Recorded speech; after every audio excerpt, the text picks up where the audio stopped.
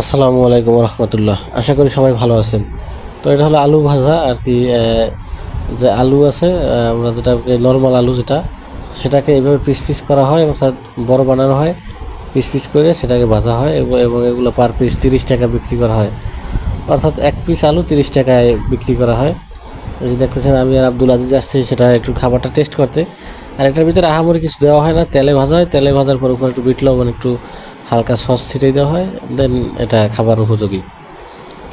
এবং per piece stick আপনার 30 টাকা করে রাখা হয়। যে জায়গায় আলুর কেজি বর্তমানে কত জানি না, হয়তো বা 30 টাকা বা 20 টাকা আলুর কেজি, বা 25 টাকা আলুর কেজি। আর 1 কেজিতে কয় পিস পাওয়া যায় সেটা একটু আপনারা ধারণা করেন, যে এক কেজিতে কয় টাকায় কয় পিস আলু পাওয়া যায়।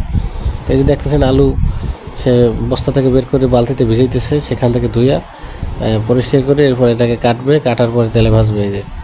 এই হলো তার আলু ধোয়া। আর এটা হলো আলু কাটার মেশিন।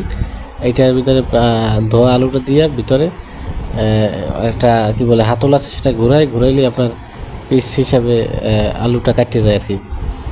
তো এটা একটা ব্যবসায়িক আইডিয়া বলতে পারেন, যে যারা বেকার আছেন জনবহুল এরিয়া বা পার্কে, এই সমস্ত এলাকায় চাইলে আপনারা এই ব্যবসাটা করতে পারেন আর কি।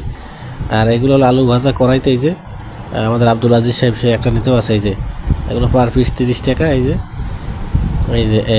কাঠিটা 30 টাকা। এখানে এক পিস আলু আছে, এক পিস আলুকে আপনার মেশিনে দিয়ে কাটছে, কাটার পরে তেলে ভাজছে, ভাজার পরে এত বড় দেখাই দিচ্ছে। আসলে এখানে আহামরি কোনো কিছুই কিন্তু নাই, শুধু আলু, তাও আবার এক পিস। জানি না আসলে এটার দাম এত কেন, বাট খাইতে খুব ভালো লাগে আমার কাছে। আমি এটা প্রায় প্রায় ট্রাই করি। জানি না আপনাদের কাছে কেমন লাগে, কমেন্ট করে জানাবেন যে আপনাদের কাছে কেমন লাগে। তাই হলো আমাদের আব্দুল আজিজ আর আমি আলু খাইতে আসছিলাম, সেটা আপনাদেরকে দেখাইলাম। এই যে দেখতেছেন, বিট লবণ দিতেছে, একটু সস দিয়ে দেবে, দেন এটা খাবার উপযোগী একেবারে রেডি। এই যে সস দিয়ে দিলে একটু, এই শেষ, আপনার আলু ভাজি রেডি।